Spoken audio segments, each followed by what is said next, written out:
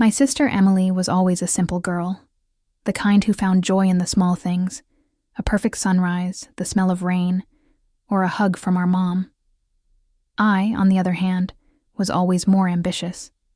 While she was content to sit on the sidelines, I was fighting for the spotlight. It was a dynamic that defined our lives in our small suburban town in New Jersey. Even as kids, she would talk about my wedding. Not about who I would marry or where, but about her role. My maid of honor. She'd say it was special, that it would be the day she got to show the world how much she loved me. I would just smile, a little dismissive, a little annoyed. It felt childish. Fast forward 20 years, and here we are. I'm engaged to Ethan, a successful architect who swept me off my feet. My life is a carefully constructed masterpiece, and our engagement party was the grand unveiling. The air was electric with the buzz of success and admiration.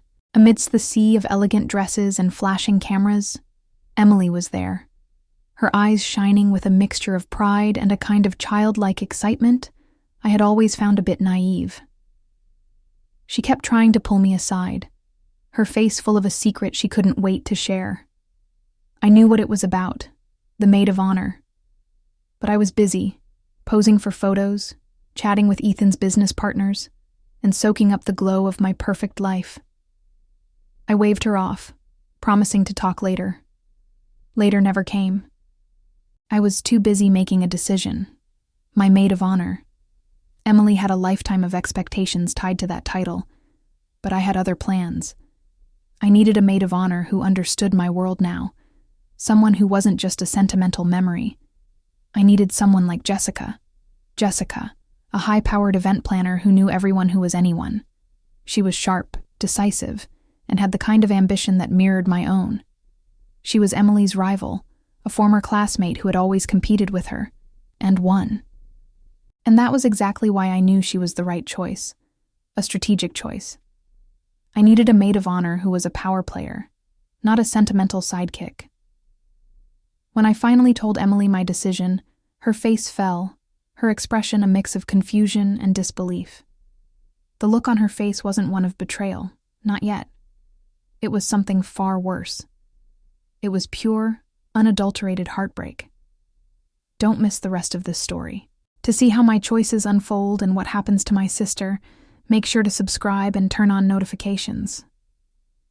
The heartbreak on Emily's face hardened into a quiet, simmering resentment. She didn't yell. She didn't cry. She just stared at me, her eyes clouded over as if a storm was brewing just beneath the surface. "Jessica?" she said, her voice barely a whisper. "But we always said..." Her sentence trailed off, lost in the noise of the party. I tried to explain, to justify my decision. "It's about the wedding, Emily. Jessica knows the industry. She's a professional. This isn't about you and me. It's about making sure everything is perfect." But it was a lie, and we both knew it. It was absolutely about Emily and me. It was about me choosing a different path, a more ambitious one, and leaving her behind. She simply nodded, a tight, thin line for a mouth, and walked away. The rest of the evening was a blur of forced smiles and small talk. I could feel her absence like a physical weight in the room. When I saw her later, she was by the dessert table, talking to our cousin, her back to me. Her shoulders were slumped, and I could tell she was holding back tears. A pang of guilt, small and fleeting, pricked at me. I quickly pushed it away. This was for the best. For my best. The next day, the real work began. Jessica arrived at my apartment with an overflowing binder and a ruthless efficiency. She was all business, phone calls, spreadsheets, vendor meetings. "We're on a tight schedule, darling," she'd say, her voice a sharp contrast to the gentle, hesitant way Emily would have approached things. We spent hours dissecting every detail, from the floral arrangements to the seating chart. Jessica was a force of nature, and I was swept up in her tornado of perfectionism. She had connections. She had ideas. She had a vision for a wedding that was more of a grand event than a celebration of love. And I was loving it. This was the life I had always wanted. This was my grand debut. I tried to call Emily a few times. The first few calls went to voicemail. When she finally answered, her voice was distant, clipped. "I'm busy, Lena," she'd say. "Wedding planning." The irony of it wasn't lost on me.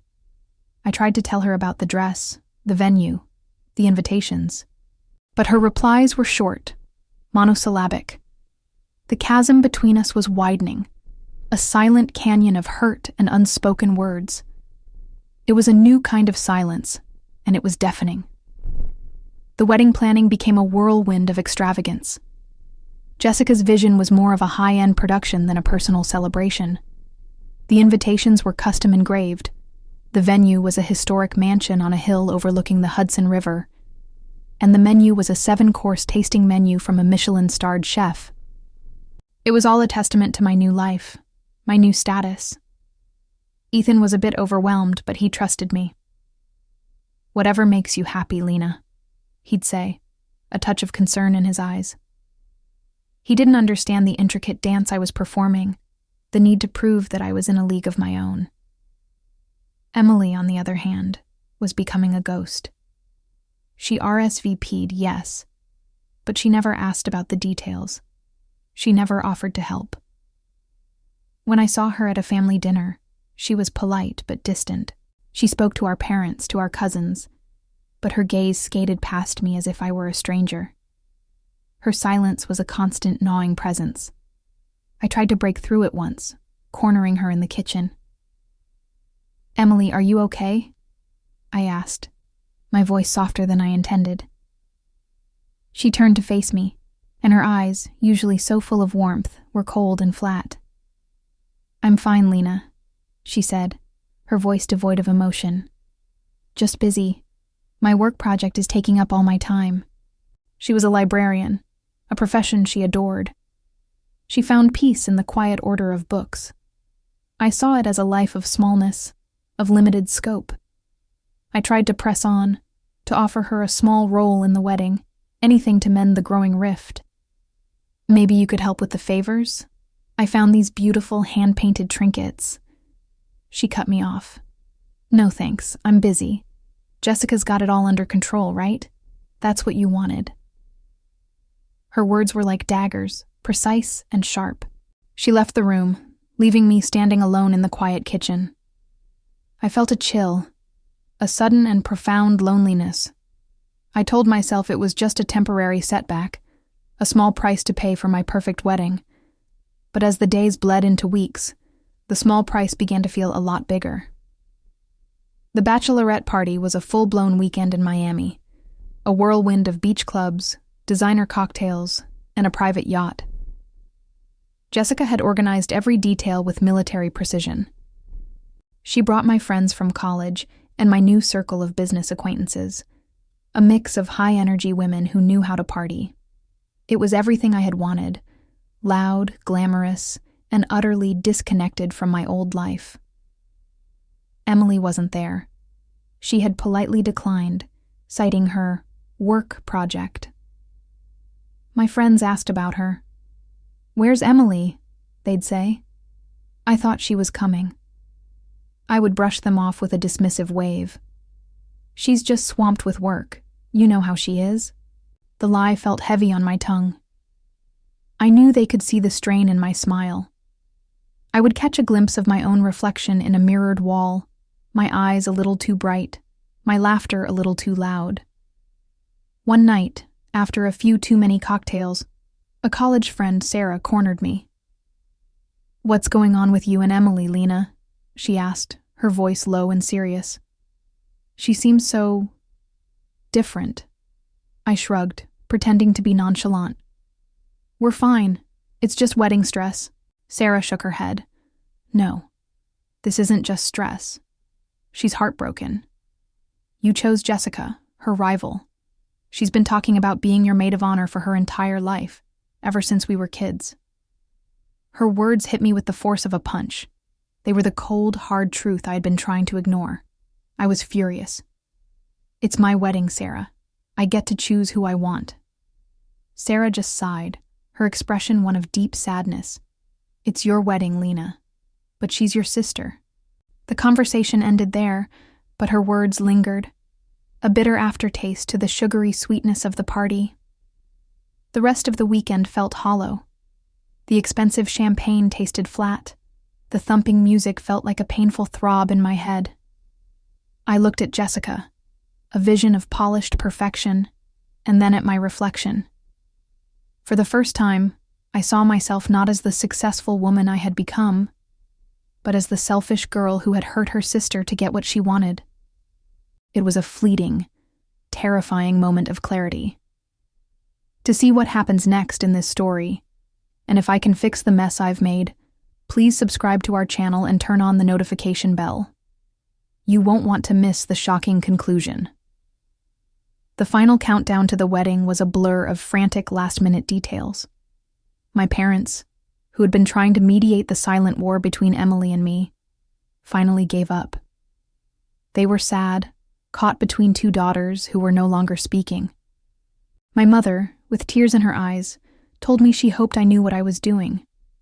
I told her I did, but a cold knot of fear had taken root in my stomach. Ethan, bless his heart, tried to reach out to Emily on my behalf. He invited her out for coffee, just the two of them. She politely accepted. He came back that afternoon looking thoughtful. "She's a good person, Lena," he said softly. "She's really hurt. She feels like you've moved on from your old life, and her with it." His words, so simple and true, landed with a sickening thud. I knew it. But hearing it from him, from the one person I was trying to impress the most, made it all real. The rehearsal dinner was a stiff affair. My family sat on one side, polite but distant. Ethan's family was warm and welcoming, but they could feel the tension in the room. Emily was there, in a simple black dress, sitting across the table. Our eyes met for a fleeting second. Her gaze was unreadable, a blank wall I couldn't climb. She said hello to Ethan's parents and congratulated them. She was a picture of poise, a polite stranger. And I hated it.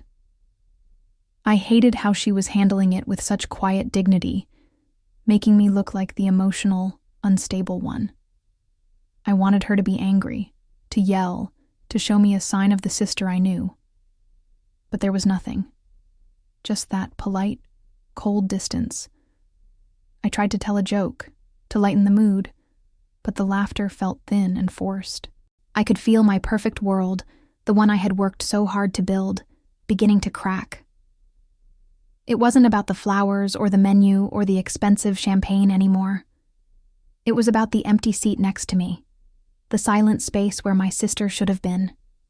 And I realized, with a sickening jolt, that I had traded her presence for an image of perfection, a perfect image of a life that was now utterly and completely hollow. The morning of the wedding was a chaotic flurry of hair, makeup, and panicked phone calls. Jessica was in her element, a whirlwind of energy and authority, directing the bridesmaids, the photographers, and the florists with a clipboard in hand. She was the perfect maid of honor, efficient and unflappable. Everything was going exactly as planned. But the joy I expected to feel was absent. My mother came into the room where I was getting my makeup done. She looked at me, her eyes full of a love that was laced with sadness. "Your sister is here," she said, her voice soft. "She's getting ready in the other room." A wave of relief washed over me. At least she was here. At least she hadn't completely abandoned me. My mother helped me with the final button on my dress, her fingers trembling slightly. "It's a beautiful day, Lena," she whispered. "Remember what really matters." I nodded, but her words felt like they belonged to another person, another life. Just before I was about to walk down the aisle, I saw a familiar face, my old college friend, Sarah. She had flown in from another state to be here. She came over to me, and her eyes were filled with a raw pity I couldn't stand. "I just saw Emily," she said. "She's helping with the seating cards, making sure everyone is in the right place." She paused, then took a deep breath. "She looks beautiful, but she doesn't look happy. She looks so alone, Lena." Her words were a final, painful stab. I had never meant for this to happen. I had just wanted to show everyone that I had made it, that I had a life that was better, bigger, more important. But in my ambition, in my desperate need for approval, I had broken the most important bond I had. I had broken my sister. And for what? For an image. For a perfect picture that was now marred by a deep, unforgivable emptiness. I took a shaky breath and started my walk down the aisle, my perfect white dress feeling like a heavy shroud. The wedding was a spectacle. The photos were stunning, the toasts were heartfelt, and the dance floor was packed. From the outside, it was a fairy tale, but for me, it was a performance. I smiled for the cameras. I laughed at the jokes. But inside, I felt a deep, profound emptiness. Every time I looked out at the crowd, my eyes searched for Emily. I saw her sitting at a table in the back, talking quietly with a few other guests. She was smiling, but it didn't reach her eyes. She looked so small, so separate from the joyful chaos around us. Later, during the reception, I saw her standing by herself, looking out a window at the twinkling lights of the city. I knew this was my chance. I walked over, my heart hammering in my chest. "Emily," I said, my voice barely a whisper. She turned, her expression guarded. "Lena, I wanted to say, thank you for coming," I stammered, the words feeling foreign and clumsy on my tongue. She just nodded. "Of course. You're my sister." There it was, the simple truth. The word sister hung in the air between us, a weight of all the things we hadn't said, all the things I had broken. I tried to apologize. "I'm so sorry, Emily. I never meant to hurt you.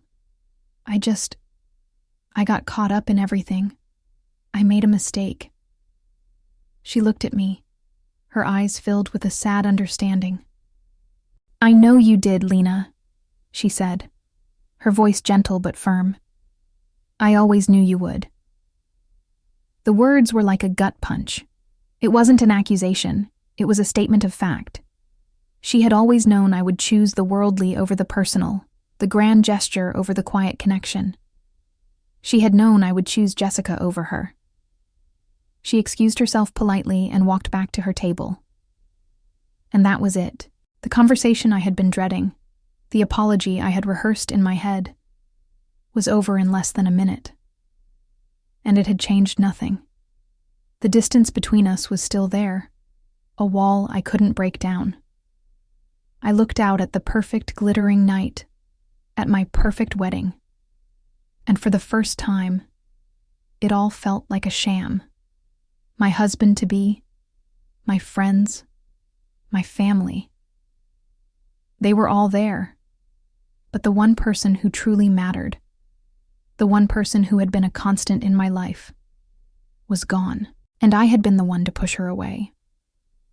Stay tuned for the final chapters of this emotional journey. The path to redemption is long and difficult. Don't miss the climax of this story and the surprising twist that awaits. Subscribe now and hit the notification bell so you don't miss a single moment of this captivating tale. The aftermath of the wedding was a slow, painful descent. The first few weeks of married life were a strange mix of newlywed bliss and a nagging sense of dread. Ethan was a wonderful husband, but he noticed my quiet moments, my distant stares. "What's wrong, Lena?" he'd ask. "You seem so sad." I'd lie, of course. "Just wedding exhaustion," I'd say with a forced smile. But it wasn't exhaustion. It was a deep, pervasive guilt that followed me like a shadow. I tried to reach out to Emily again, a text here, a phone call there, she would reply with a polite, "Thanks for asking," or "I'm doing okay." There was no warmth, no sisterly banter, just a polite, cold formality that was worse than any anger. I heard from my mom that Emily was spending more time with our grandparents, helping them with their garden and with errands. She had always been like that, the family's quiet anchor. Jessica, on the other hand, was basking in the glow of the wedding's success. She was getting new clients, and her business was booming. She called me, eager to talk about her next big project, completely oblivious to my inner turmoil. "I'm so glad we got to work together, Lena," she said on one call. "We make a great team." Her words were a chilling reminder of my mistake. I had chosen a teammate over my family, a business partner over my sister. The final straw came when I found a photo album that our mom had made. It was filled with pictures of Emily and me as children, with handwritten captions from my mom. There was a picture of us in our backyard. Emily with a plastic crown on her head, me with a bouquet of weeds. The caption read, "Lena and her future Maid of Honor." I stared at the picture for a long time, a wave of sadness washing over me. All the years she had spent dreaming of that day, and I had taken it away from her. The full weight of my selfishness, my ambition, and my heartless decision hit me all at once. The perfect life I had built was a gilded cage, and I was all alone inside it. The emptiness that had been a silent companion since the wedding grew into a deafening roar. My work, which had once been my escape, felt meaningless. My new life, with its designer furniture and lavish dinners, felt hollow. I looked at Ethan, and he was patient, understanding, but he couldn't fill the hole I had created. I realized I couldn't live like this anymore. The guilt was suffocating. I had to face Emily, to truly apologize, not with a quick, rehearsed sentence at a wedding, but with a real, raw confession. I decided to go to her. I drove to the quiet suburban street where she lived, a small, cozy house with a well-kept garden, the same garden she had spent her life tending to. I knocked on her door, my heart pounding in my chest. She opened the door, her eyes widening slightly when she saw me. "Lena?" she asked, her voice filled with surprise. "Can I come in?" I asked, my voice trembling. She hesitated for a moment, then stepped aside, letting me in. Her house was just like her, warm, inviting, filled with books and plants and comfortable furniture. We sat in her living room, and a long, painful silence stretched between us. Finally, I spoke. "I came here to apologize, Emily. Not for the wedding, but for everything. For being selfish. For being a bad sister. You were right. I was so caught up in the idea of a perfect life that I forgot about what's real. You were always there for me, and I took it for granted. I chose Jessica because I wanted to show everyone I was successful, and in doing so, I hurt the one person who truly mattered. I'm so sorry." I looked at her, and tears were streaming down my face. Emily just sat there, listening, her expression unreadable. She didn't say anything. She just reached for a tissue box on the coffee table and handed me a tissue. I took it, my hand shaking. The weight of my actions, of the pain I had caused, was a physical thing. I had lost her, and there was nothing I could do to fix it. The silence after my tearful apology felt endless. I had said my piece, and now it was her turn. She looked at me, her eyes filled with a deep sadness, but no anger. "Lena," she began, her voice soft and low. "I'm not angry. I'm just heartbroken.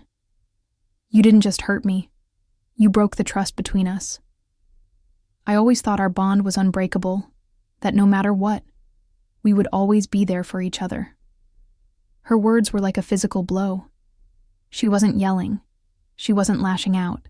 She was simply stating the truth of my actions. I had broken something that could not be fixed with a simple, "I'm sorry." I have to go, I said, my voice barely a whisper. I stood up, feeling a profound and terrible sense of loss. The beautiful, strong relationship I had with my sister was gone, replaced by a polite, distant acquaintance. I had traded her for the temporary admiration of a crowd. As I walked out the door and got into my car, the reality of my situation hit me with the force of a tidal wave. My perfect life was a facade. I had a beautiful home, a loving husband, and a successful career. But I had no one to share it with. My friends were just acquaintances, and my family was a collection of strangers. I had spent so long building a life that looked perfect from the outside that I forgot to build a life that was perfect on the inside. I had chosen a life of grand gestures over a life of quiet connection. And now, I had to live with the consequences. My relationship with my sister was forever changed. It was never the same again. We see each other at holidays and family events, but the old warmth, the old easy camaraderie is gone. There's a chasm between us, a reminder of the selfish choices I made. My life is beautiful on paper, but it is also terribly, irrevocably lonely. My sister, the simple girl who found joy in the small things, still has her joy. She has her life, her garden, her friends.